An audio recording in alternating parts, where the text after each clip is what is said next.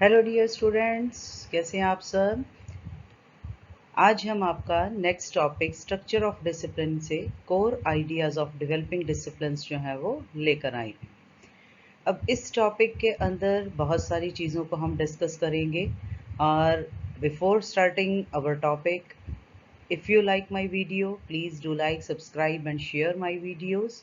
और अगर आप मेरी प्रीवियस जो करिकुलम के ऊपर होल जो लिस्ट है उसको देखने के लिए आई बटन पर क्लिक करें और स्ट्रक्चर ऑफ डिसिप्लिन में से सबसे पहली वीडियो पर आई बटन पर क्लिक करके आप मेरी सारी प्लेलिस्ट जो है वो देख सकते हैं।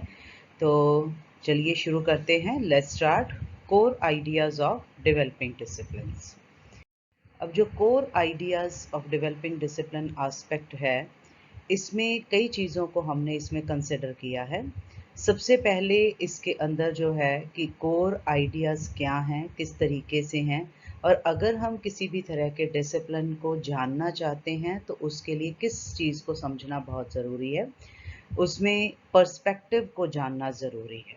अब पर्सपेक्टिव क्या है इसके अंदर, कि हमारा व्यू पॉइंट क्या है इसके पर्टिकुलर डिसिप्लिन्स को जो है वो डेवलप करने के लिए। और उसी तरीके से अगर हम ये कहें कि एक डिसिप्लिन जो बनता है वो किस तरीके से इंडिपेंडेंटली नहीं बन सकता, उसके लिए हमें बहुत सारी चीज़ों की जो है वो हेल्प लेनी पड़ती है। और डिसिप्लिन्स हमेशा एक डिसिप्लिन दूसरे डिसिप्लिन के साथ जो है वो इंटरलिंक्ड होता है, वो जुड़ते हैं आपस में। और same being the student of teacher education, अगर टीचर के लिए बहुत ज़रूरी है कि ये जितने भी डिसिप्लिन्स हैं ये किस तरीके से कंसेप्चुलाइज हुए, कैसे ये धारणा बनी, और किस तरीके से जो इसके पर्सपेक्टिव्स हैं वो नई नॉलेज, नए डिसिप्लिन को जो है वो जन्म देते हैं। अब डिफरेंट डिफरेंट जो पर्सपेक्टिव्स हैं उनको भी हम इसके अंदर डिस्कस करेंगे, क्योंकि वही हमारे कोर आइडियाज़ हैं, जो आइडियाज़ हैं जिसको हम फर्दर इलेबोरेट करेंगे। तो नेक्स्ट जो है इसके अंदर सबसे पहले मीनिंग समझना बहुत ज़रूरी है कि कोर आइडियाज़ एक डिसिप्लिन के कौन से हैं। अब कोर क्या है, अगर हम जनरली भी डिक्शनरी की डेफिनेशन देख लें, चाहे वैसे इसके मीनिंग की भी बात करें, कोर क्या होता है, सेंट्रल एस्पेक्ट होता है। अब सेंट्रल क्या है, जो बीच में है, इनर मोस्ट है, और सबसे इम्पॉर्टेंट पार्ट है किसी भी चीज़ का अगर हम कंसिडर करें। जैसे हम अगर एग्जांपल भी लें तो अर्थ की, तो अर्थ का सेंटर क्या है, दैट इज़ कोर। और कोर के ज़रिए जो है इम्पॉर्टेंट ज़रूरी हिस्से की जो है वो हम बात कर रहे हैं कि एक डिसिप्लिन के लिए सेंट्रल हिस्सा कौन सा है। यानी कि कोर आइडियाज़ जो हैं वो सेंट्रल होते हैं एक डिसिप्लिन के, और उसी तरीके से उसको सपोर्ट देते हैं, डिफरेंट डिफरेंट कंसेप्ट्स बनाते हैं, और डिसिप्लिन्स के अक्रॉस भी आगे भी हम जाकर जो है फर्दर डिसिप्लिन्स में जाते हैं तो भी उसके अंदर ये हेल्प करते हैं। अब ये जो कोर आइडियाज़ हैं किसी भी, यानी कि हमें फिनोमिना की एक्सप्लेनेशन बताते हैं जो डिसिप्लिन के साथ जुड़ा हुआ है। अभी इसको हम एग्जांपल्स के ज़रिए भी समझेंगे कि किस तरीके से कोर ज़रूरी आइडियाज़ जो हैं वो हमें कैसे एक्सप्लेनेशन देते हैं। दूसरा, ये जो कोर आइडियाज़ हैं ये एक चीज़ को दूसरा चीज़ के साथ जोड़ते हैं, you can say building blocks हैं नए आइडियाज़ को सीखने के लिए एक डिसिप्लिन के अंदर और फर्दर डिसिप्लिन्स के साथ। यानी कि एक तरह से ये कड़ी बनाता है नए आइडियाज़ की अपने नए डिसिप्लिन को स्टार्ट करने के लिए। दूसरा जो कोर आइडियाज़ हैं ये कनेक्शंस हैं, यानी कि एसेंशियल चीज़ क्या है, सेंटर। और सेंट्रल आइडिया जो है ये कनेक्शन है जिसे हम परसीव करते हैं, जिसे हम समझते हैं, और उससे उस एग्जिस्टिंग फिनोमिना की बात करते हैं। जैसे यहाँ पर मैंने एक एग्जांपल को मेंशन किया है कि बायोलॉजी का सब्जेक्ट है, तो हम ज़्यादातर बायोलॉजी के सब्जेक्ट में डाइवर्सिटी ऑफ लाइफ की बात करते हैं, जो हमारी ज़िंदगी जीवन का जो हमारा संभव की बात करते हैं। और इसका जो आइडिया इसके साथ जो नेचुरल सिलेक्शन में जो पर्टिकुलर आइडिया जो है वो रिलेट कर रहा है, तो वो उसको क्या बना रहा है, उसका डिसिप्लिनरी कोर आइडिया बना रहा है। यानी कि आप ये मान के चलिए कि बायोलॉजी में सबसे सेंट्रल पार्ट क्या है, किसकी बात को हम डिस्कस कर रहे हैं, उसी तरह से हर एक सब्जेक्ट में, क्योंकि साइंस का हिस्सा है बायोलॉजी।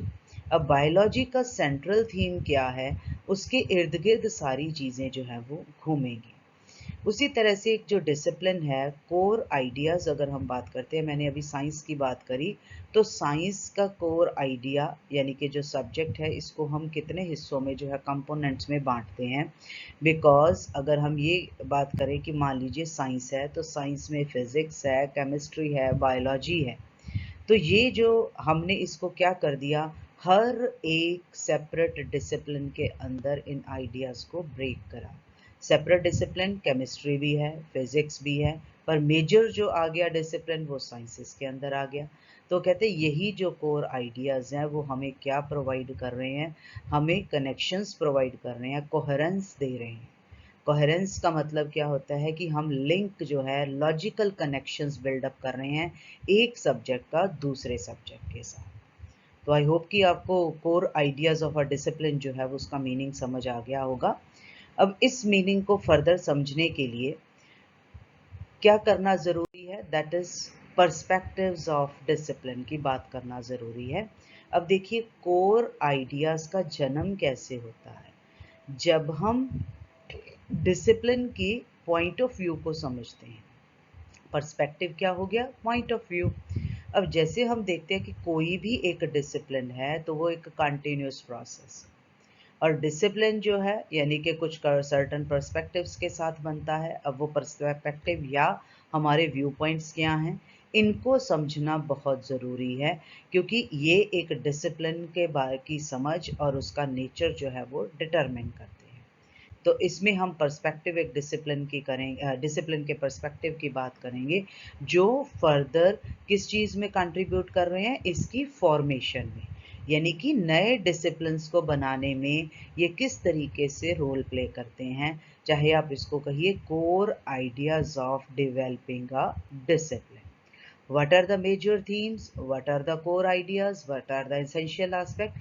तो कहते हैं कि हर एक डिसिप्लिन के असेंशियल एस्पेक्ट्स हैं, वो डिफरेंट डिफरेंट तरीके से जो है वो इन्फ्लुएंस होते हैं, तो फिर एक नए जो आइडिया का जन्म होता है।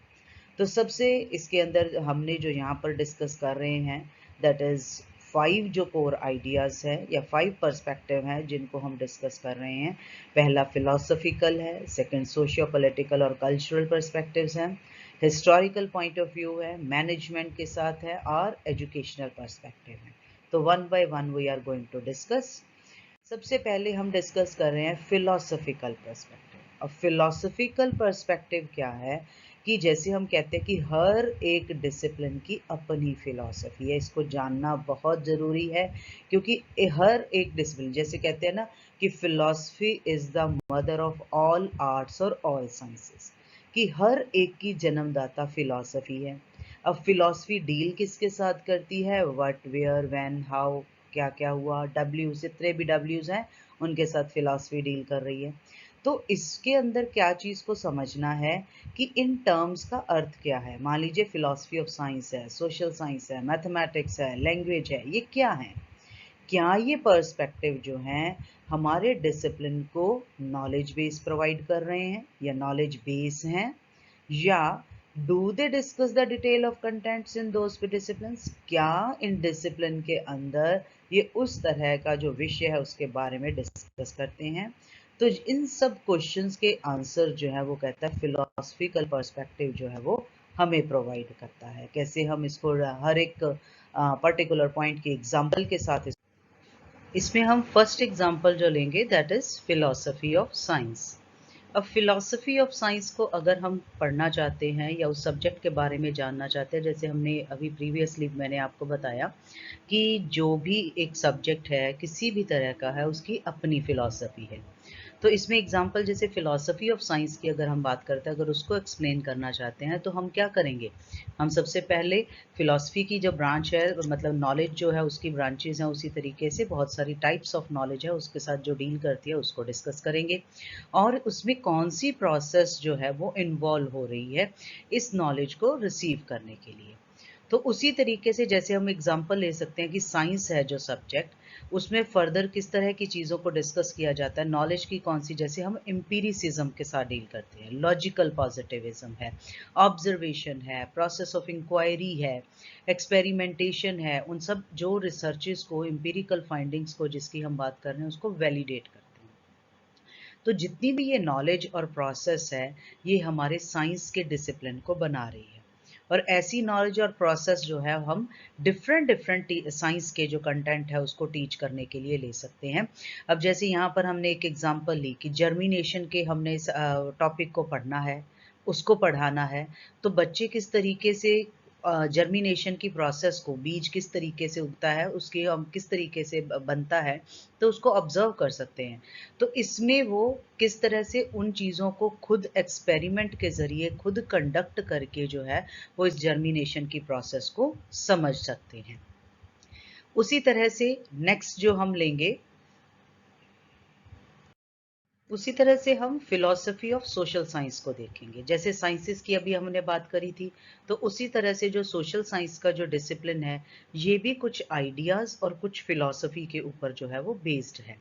जैसे सोशल साइंस की जो प्रोसेसेस हैं, जैसे उधर हमने एम्पिरिसिज्म की, लॉजिकल पॉजिटिविज्म की बात करी थी, तो उसी तरह से सोशल साइंसेस में कैसी प्रोसेसेस हैं? सोशल ऑब्जर्वेशन है, अंडरस्टैंडिंग है, इंटरपर्सनल रिलेशनशिप्स हैं, और किसी तरीके से जो critically analysing the socio political और इकोनॉमिक इश्यूज हैं।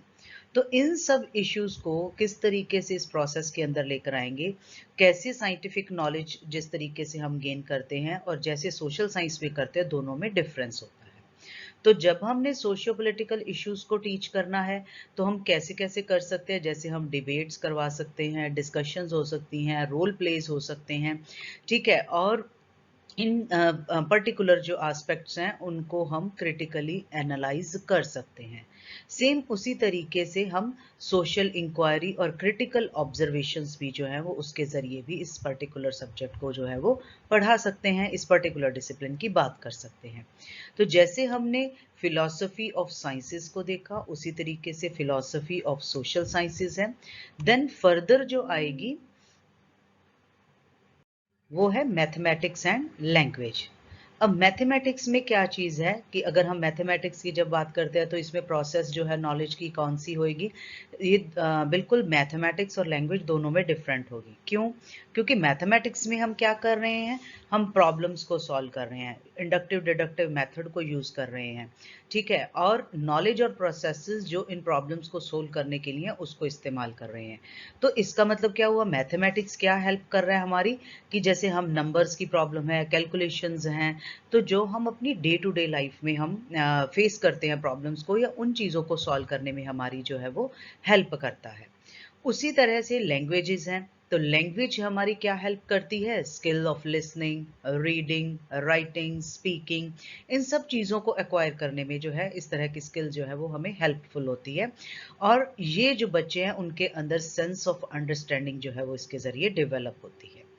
तो ओवरऑल हम ये कह सकते हैं कि जो फिलॉसफिकल पर्सपेक्टिव है, इसमें हम ये कह सकते हैं कि हर एक डिसिप्लिन का अपनी फिलॉसफी है, अपनी उसकी नॉलेज को एक्वायर करने की प्रोसेस है, और इसीलिए हमें वेरियस डिसिप्लिन की, यानी कि डिसिप्लिनरी नॉलेज को जानना बहुत ज़रूरी है, क्योंकि हर एक चीज़ के लिए डिफरेंट जो एस्पेक्ट हैं वो कंसिडर हो रहे हैं प्रोसेस के और नॉलेज के।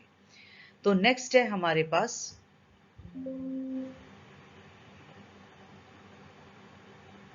Socio political and cultural perspectives.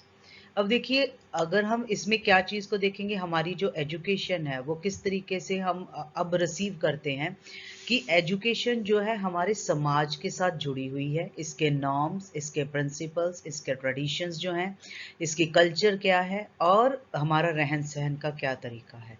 तो इन सब से मतलब हमारा जो कनेक्शन है वो बहुत बढ़िया तरीके से बना हुआ है, और ये एक एकेडमिक डिसिप्लिन को बनाने में हमारी हेल्प करते हैं।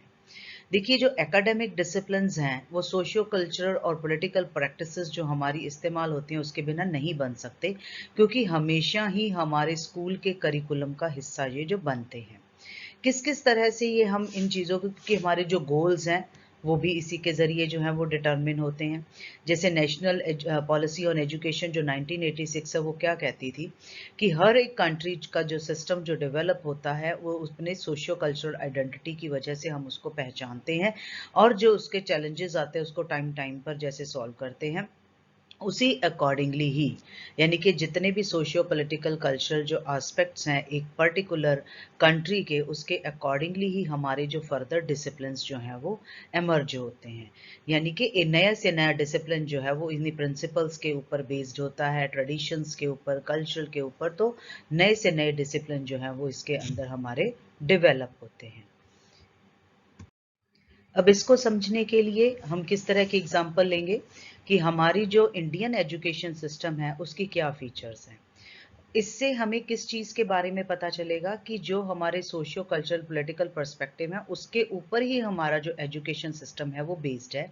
तो इसीलिए हम दोनों ही आपस में मतलब बहुत ज़्यादा इंटरलिंक्ड और कनेक्टेड हैं। कैसे कि हमारी एजुकेशनल स्ट्रक्चर कॉमन है स्कूल की, हायर एजुकेशन की। जैसे हमने 1986 की पॉलिसी की बात करी तो उसमें कौन सा सिस्टम स्टार्ट हुआ, 10+2+3, जो स्टिल अभी भी चल रहा है। और देन जो फर्दर NPE 2020 आएगी तो उसके अकॉर्डिंगली जैसे चेंजेस होंगे तो एक कॉमन जो है वो एजुकेशनल स्ट्रक्चर जो है वो बिल्डअप हो जाएगा। सेम हमारा नेशनल सिस्टम ऑफ एजुकेशन है, करिकुलम फ्रेमवर्क है, वो सभी के लिए एक तरह से है। Then national integration, international understanding या यूनिवर्सल ब्रदरहुड की बात करते हैं तो ये हमारे बेसिक प्रिंसिपल्स हैं एजुकेशन सिस्टम के। हम बच्चे के अंदर इन वैल्यूज़ को इनकलकेट करना चाहते हैं। हमारे जो पर्टिकुलर सब्जेक्ट्स हैं उनमें कैसी कैसी चीज़ों को डिस्कस किया जाता है, जैसे डाइवर्सिटी है, इक्विटी है, इक्वालिटी के ऊपर जो हमारा एसेंस है एजुकेशन सिस्टम का उसको हम डिपिक्ट कर रहे हैं। देन जो सोशियो पॉलिटिकल और इकोनॉमिक इश्यूज हैं इनको भी पर्टिकुलर सब्जेक्ट्स के अंदर जो है वो इंक्लूड किया गया है। फॉर एग्जांपल हम बात करते हैं कि हमारा जो सोशियो पॉलिटिकल सिस्टम है उसके अंदर अगर पॉवर्टी है तो वो कैसे है इन्फ्लुएंस कर रही है, इवन जो अनएम्प्लॉयमेंट है वो किस तरीके से हमें इन्फ्लुएंस कर रही है। तो इस तरह की बहुत सारे एस्पेक्ट्स हैं जो हमारे इंडियन एजुकेशन सिस्टम के अंदर हैं और ये चीज़ें सारी की सारी एक नए डिसिप्लिन को आगे एमर्ज कर रही हैं, नया सिस्टम जो है वो आगे प्रोवाइड कर रही हैं। एक तरह से पूरा जो हमारा सिस्टम है सोशियो पॉलिटिकल, इकोनॉमिक या कल्चरल पर्सपेक्टिव है वो किस तरीके से नए डिसिप्लिन्स को तैयार कर रहा है, क्योंकि हमारा सिस्टम उसी के ऊपर बेस्ड है। अब इसमें हम एक एडिशनल बात क्या कर सकते हैं कि हमने पॉलिटिकल पर्सपेक्टिव की भी बात करी, उसको थोड़ा सा और इलेबोरेट कर सकते हैं। जैसे जितनी भी हमारी पॉलिटिकल आइडियोलॉजीज है अलग अलग पार्टी की, तो हमारे एजुकेशन सिस्टम को वो भी जो है वो इन्फ्लुएंस करती हैं। किस तरीके से, नए एकेडमिक डिसिप्लिन को बनाने के लिए कि जिस तरह की आइडियोलॉजी है उसी तरीके से हमारा जो पर्टिकुलर कोर्स ऑफ स्टडी है, करिकुलम है, जो बदलाव हो जाता है। किस तरीके से होता है कि कुछ टॉपिक्स जो है वो डिलीट कर दिए जाते हैं ब्रॉड करिकुलम से, और कुछ एक ऐसा भी हो सकता है कि उन आइडियोलॉजीज को देखते हुए, विजन्स के देखते हुए, उन पॉलिटिकल पार्टीज के, तो हम एक नया सिस्टम जो है यानी कि उसमें कुछ नए टॉपिक्स को इंट्रोड्यूस कर सकते हैं। तो ये हमारे जो सिस्टम है, एजुकेशन सिस्टम है, उसके अंदर पॉलिटिकल आइडियोलॉजीज जो हैं वो बहुत ज़्यादा इन्फ्लुएंस करती हैं चेंजेस लेकर आने में।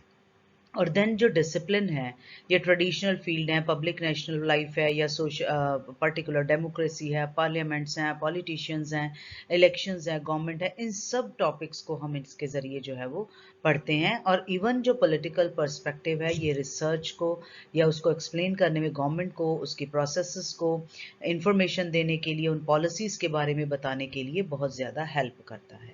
तो एक तरह से जैसी आइडियोलॉजी किसी पर्टिकुलर एरिया की होगी, पर्टिकुलर पार्टी की होगी, उसी अकॉर्डिंगली ही हमारा करिकुलम जो है वो डिटरमिन हो जाता है। ठीक है, यानी कि अगर हमने नेशनल जो करिकुलम फ्रेमवर्क हमारा 2005 में बना तो वो भी किसी ना किसी तरह की आइडियोलॉजी से इन्फ्लुएंस्ड रहा। आफ्टर देन जैसे जैसे हमारे बदलाव आते हैं कहीं ना कहीं वो आइडियोलॉजीज पॉलिटिकल जो है वो इन्फ्लुएंस करती हैं। देन नेक्स्ट जो है हिस्टोरिकल पर्सपेक्टिव। देखिए हर एक डिसिप्लिन जो है, जैसे केनेथ कहते हैं कि can be analysed by looking at its historical development. हर एक डिसिप्लिन की अपनी हिस्ट्री है और उस स्पेसिफिक डिसिप्लिन तक पहुंचने के लिए starting from its inception to the present form, आज वो जिस स्थिति में है या जो प्रैक्टिसेस उस डिसिप्लिन की हैं वो उसकी हिस्ट्री है और उसकी डेवलपमेंट उस डिसिप्लिन की। यानी कि अगर हम कहीं भी बात अगर करते हैं, किसी भी डिसिप्लिन की बात करते हैं, उसकी अपनी हिस्ट्री है, उसकी अपनी डेवलपमेंट प्रोसेस है। और सेम जो एक डिसिप्लिन है वो हिस्टोरिकल पर्सपेक्टिव उस डिसिप्लिन के ज़रिए ही उसको रिफ्लेक्ट करता है। अगर हम बात करते हैं कि अगर एक हिस्टोरियन ऑफ साइंस है, सोशल साइंस का है, ह्यूमैनिटीज़ का है, तो वो उस पर्टिकुलर स्पेशल जो हिस्टोरिकल कंटेक्स्ट है उसके बारे में ही बताएगा कि इसका जन्म किस तरीके से हुआ, साइंस का जन्म कैसे हुआ, सोशल साइंस का कैसे हुआ, ह्यूमैनिटीज़ का जो है वो किस तरीके से हुआ। सेम जो हिस्टोरिकल पर्सपेक्टिव है डिसिप्लिन के, जो कि सिर्फ हिस्ट्री की बात नहीं कर रहे हैं बल्कि उसकी पूरी डेवलपमेंट प्रोसेस की भी बात करते हैं। ठीक है, जैसे हम डिसिप्लिन्स के बारे में पढ़ते हैं यूनिवर्सिटीज़ में, जैसे हमें पढ़ाया जाता है, कॉलेजेस में पढ़ाया जाता है, तो जनरली जितने भी डिसिप्लिन्स हैं वो पेरेंट डिसिप्लिन फिलॉसफी से उनका जन्म हुआ है।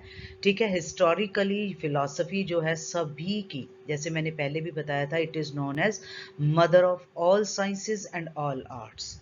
तो फिलॉसफी बहुत मेजर रोल प्ले करती है।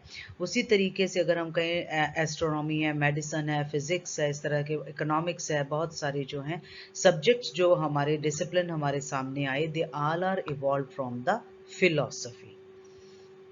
इसको थोड़ा सा और इलेबोरेट करते हैं हिस्टोरिकल पर्सपेक्टिव को। जैसे हर एक डिसिप्लिन का अपना हिस्ट्री, अपना क्रोनोलॉजी है, यानी कि हर एक डिसिप्लिन की अपनी हिस्ट्री है। जैसे मैंने अभी बताया, साइंसेज है, सोशल साइंसेज है, ह्यूमैनिटीज है, और इसका अपना क्रोनोलॉजिकल ऑर्डर है।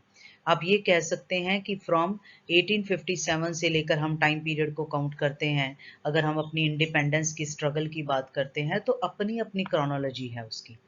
देन ये एक पेरेंट्स डिसिप्लिन से सब डिसिप्लिन की तरफ जो है वो आते हैं कि इनका पेरेंट डिसिप्लिन कौन सा है, और उसके बाद फर्दर कितने डिसिप्लिन में ये डिवाइड हो रहा है। देन एवोल्यूशनरी हिस्ट्री होती है हर एक डिसिप्लिन की, कि किस तरीके से एक डिसिप्लिन जो है वो उस तरीके से कंसिडर होता है, और उस टाइम पर कौन से कंटेक्स्ट जो हैं वो प्रिवेलिंग हैं, क्या चीज़ जो है वो उस टाइम पर अवेलेबल है, उन चीज़ों का जो इसके ऊपर इफेक्ट पड़ता है। तो ये हिस्टोरिकल पर्सपेक्टिव है कि एक तरह से हर एक पर्टिकुलर जो डिसिप्लिन है उसकी अपनी ही हिस्ट्री होती है, और जिसकी वजह से वो जाना जाता है अपनी डेवलपमेंट प्रोसेस के। नेक्स्ट हम लेंगे द मैनेजमेंट पर्सपेक्टिव। ये भी बहुत इंपॉर्टेंट आज के टाइम में, जैसे हम कह सकते हैं, बहुत इंपॉर्टेंट रोल जो है वो प्ले कर रहा है। अब ये जो टर्म हम यूज़ कर रहे हैं मैनेजमेंट पर्सपेक्टिव, ये अभी रिसेंटली जो है वो एमर्ज हुई है, और इसका मेन पर्पस क्या है कि मतलब एड्रेसिंग द प्रॉब्लम्स या नॉलेज मैनेजमेंट, एक ऐसा discipline that is created for optimising organisation business purposes के अकॉर्डिंगली इसको हम लेकर आ रहे हैं। वो सामने जो हमारी अब आज की सिचुएशन है उसमें ये चीज़ हमें नज़र आ रही है। किस तरीके से है? नॉलेज मैनेजमेंट जो है एक तरह से बिजनेस कंसेप्ट है, क्योंकि मैनेजमेंट जनरली हम बिजनेस के साथ जोड़ते हैं। तो इस प्रोसेस के अंदर मार्केटाइजेशन है, ठीक है, प्राइवेटाइजेशन है यूनिवर्सिटीज़ की, और ये ज़्यादातर हायर एजुकेशन और एकेडमिक रिसर्च के ऊपर हम इसको एप्लीकेबल मानते हैं। ये चीज़ किस तरीके से है कि अगर हम किसी यूनिवर्सिटी की बात कर रहे हैं या कुछ भी है, ज़्यादातर आजकल ये सारी चीज़ें प्रॉफिट मोटिव के ऊपर हो गई, ज़्यादा से ज़्यादा इन चीज़ों के ऊपर जो है वो फोकस होना शुरू हो गया। अब यूनिवर्सिटीज़ जो हैं उनको हायर एजुकेशन में पोजीशन जो है वो अपनी हासिल करनी है, साइंस ने अपना सिस्टम मेंटेन करना है, सुटेबल पर्सनल इसके अंदर जो है वो ऐड करने हैं, ठीक है, मार्केटेबल बनाना है, अट्रैक्टिव कोर्सेज को लेकर आना है, टेक्नोलॉजिकल एडवांसमेंट उसके अंदर चाहिए, बिजनेस में एप्लीकेशन चाहिए, फर्दर पॉलिसीज़ कौन सी डेवलप हो सकती हैं, इनकम कैसे जनरेट हो सकती है, किस तरीके से हम अपनी यूनिवर्सिटी की रेपुटेशन को हम और इंक्रीज कर सकते हैं। बहुत सारी इस तरीके की हमारी जो नेशनल लेवल पर बॉडीज़ हैं जो इन इंस्टीट्यूशंस के ऊपर चेक भी रखती हैं, तो उसके अकॉर्डिंगली भी हम इन स्टैंडर्ड्स को कैसे मेंटेन करते हैं। ओवरऑल द होल सिस्टम जो है, हम अगर कहें कि एक तरह से मैनेज करना इन सभी चीज़ों को आज के टाइम के अकॉर्डिंगली, कि किस तरह की हमारी आज की डिमांड है सोसाइटी की, उसी अकॉर्डिंगली हमने उन कोर्सेज को जो है वो लेकर आना है।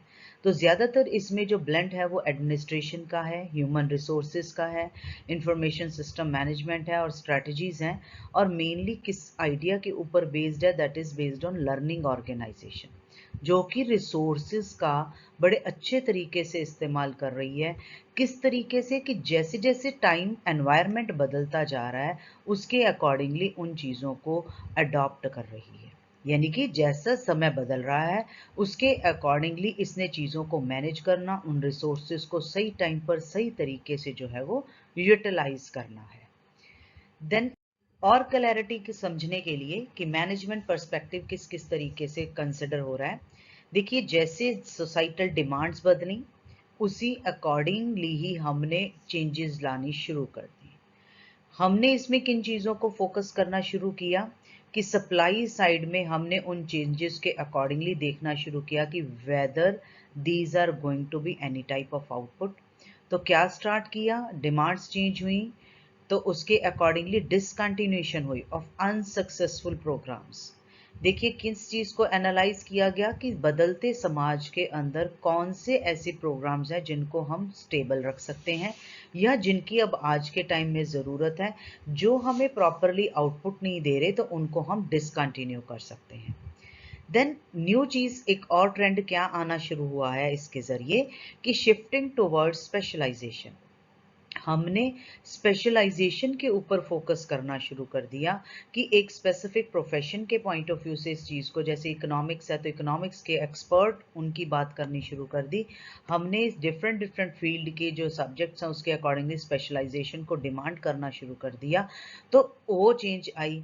देन हमने जब ये स्पेशलाइजेशन डिमांड स्टार्ट हुई तो हमने नए कोर्स को स्टार्ट कर दिया, नए रिसर्च प्रोग्राम स्टार्ट हो गए।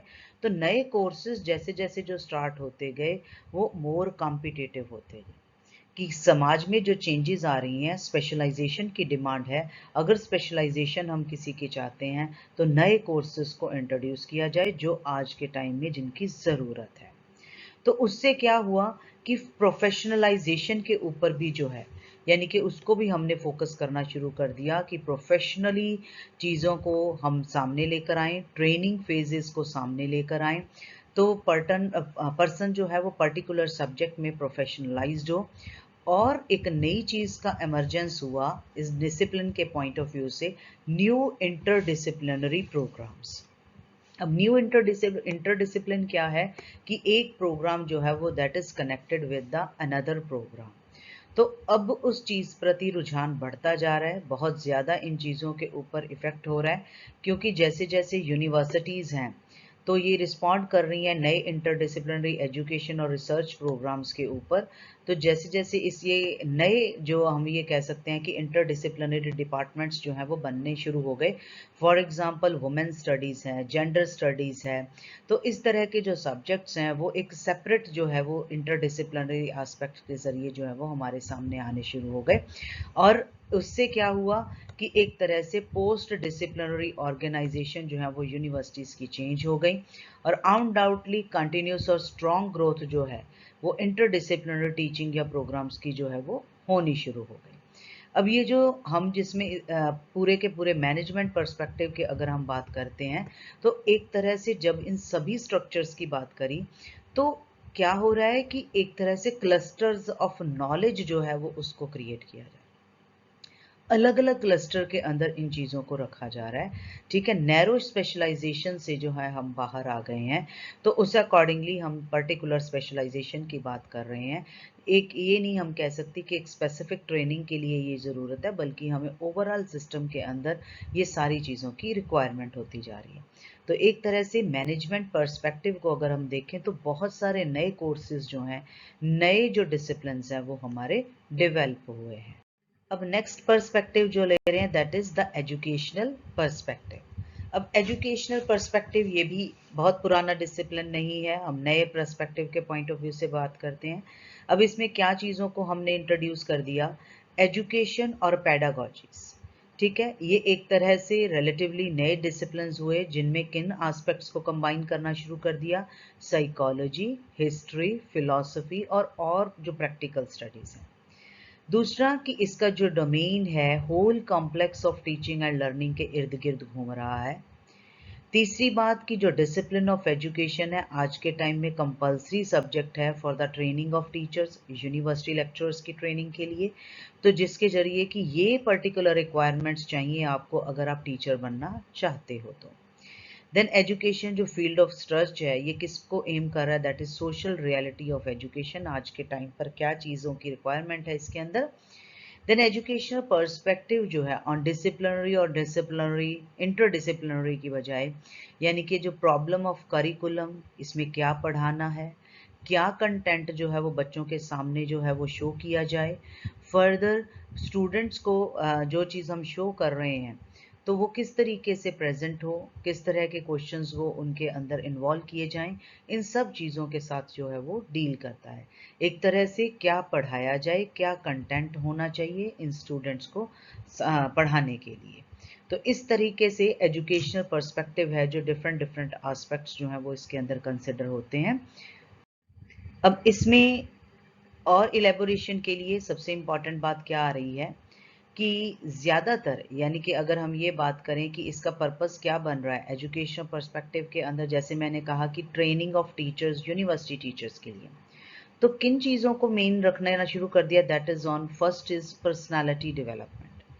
ज़्यादा से ज़्यादा पर्सनालिटी को जो है किस तरीके से हम डेवलप कर सकते हैं सोशल लेवल पर, ठीक है, कल्चरल लेवल पर, वैल्यूएबल पॉइंट ऑफ व्यू से अलग अलग वैल्यूज़ को किस तरीके से हम इनकलकेट कर सकते हैं कि एक तरह से पूरी ओवरऑल पर्सनालिटी के तौर पर जो है वो हमारे स्टूडेंट्स डेवलप हो सकें।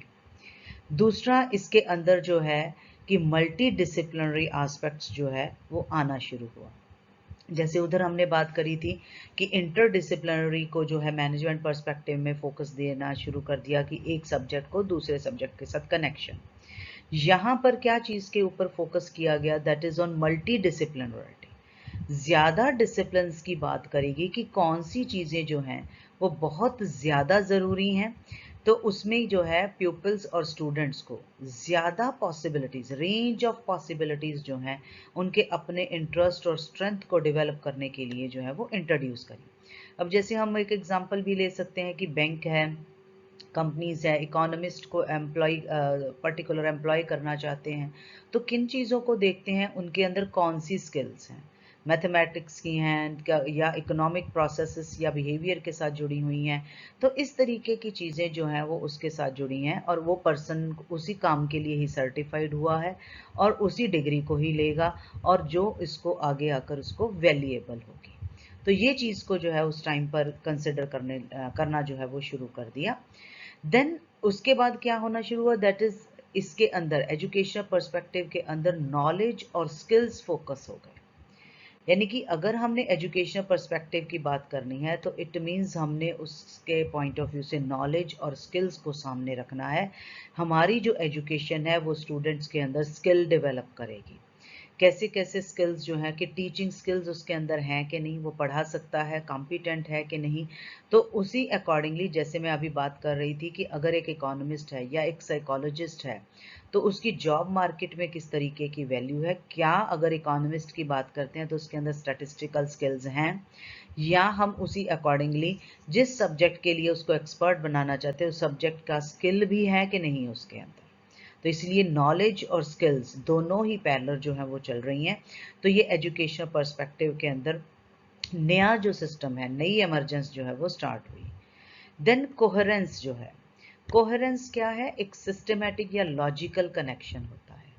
तो सिस्टमेटिक और लॉजिकल कनेक्शन किस तरीके से, अगर मैं कहूँ मैं पॉलिटिकल साइंस का जो ग्रेजुएट हूँ तो मेरे को कुछ मॉड्यूल्स हैं जो मेन पॉलिटिकल साइंस के साथ डील कर रहे हैं और सब डिसिप्लिन जो हैं, मान लीजिए पॉलिटिकल थ्योरी है, पॉलिटिकल सिस्टम है, इंटरनेशनल रिलेशंस हैं।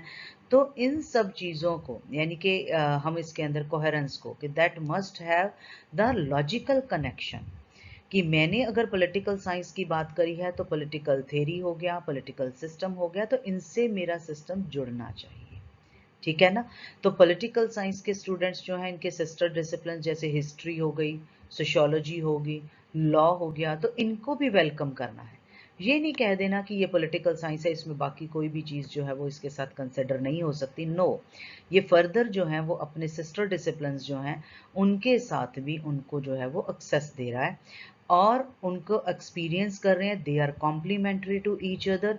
हम यहाँ पर इनमें कंपटीशन की बात नहीं करें, ठीक है ना, क्योंकि जो डिसिप्लिन है वो इस तरीके से पढ़ाया जाना चाहिए कि एक तरह से कोहेरेंट बॉडी ऑफ नॉलेज बने, ठीक है, क्योंकि कोहेरेंस जो है वो स्टूडेंट्स को सीखने में, डिसिप्लिन को अंडरस्टैंड करने में जो है वो हेल्प करती है, वो इजी बनाती है कि अगर कोहेरेंस होगी एक सब्जेक्ट की दूसरे सब्जेक्ट के साथ, कनेक्टिविटी जो है वो सही होगी, दो both must be not in competition बल्कि इकट्ठे जुड़ेंगे, तो इस चीज़ का जो है वो हमें बेनिफिट हो सकता है। तो जो इस तरह से आप ये चीज़ को समझ सकते हैं कि कैसे कैसे हमारे जो पर्सपेक्टिव हैं किस तरीके से नए डिसिप्लिन को, नए आइडियाज़ को, देखिए this is idea, educational perspective is one of the idea and it is creating so many disciplines.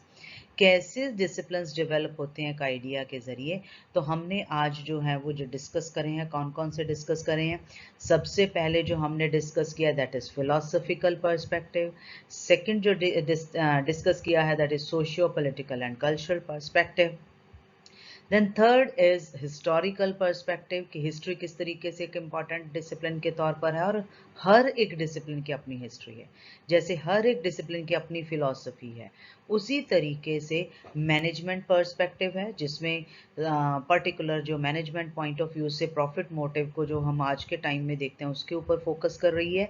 और देन एजुकेशनल पर्सपेक्टिव है स्किल्स पर, नॉलेज पर, मल्टी डिसिप्लिनरी पर। तो इस तरीके के एस्पेक्ट्स को जो है वो शो कर रही है। आई होप कि आपको ये सारी जो है पर्टिकुलर एस्पेक्ट्स जो हैं समझ आ गए होंगे। तो thank you very much students. और एक चीज़ मैं आपको बताना चाहती हूँ कि अगर आपको मेरी वीडियो पसंद आती है, if you like please share subscribe my channel and if you want to get the previous playlist you can click on the I button and you will get the whole information. Thank you very much, students.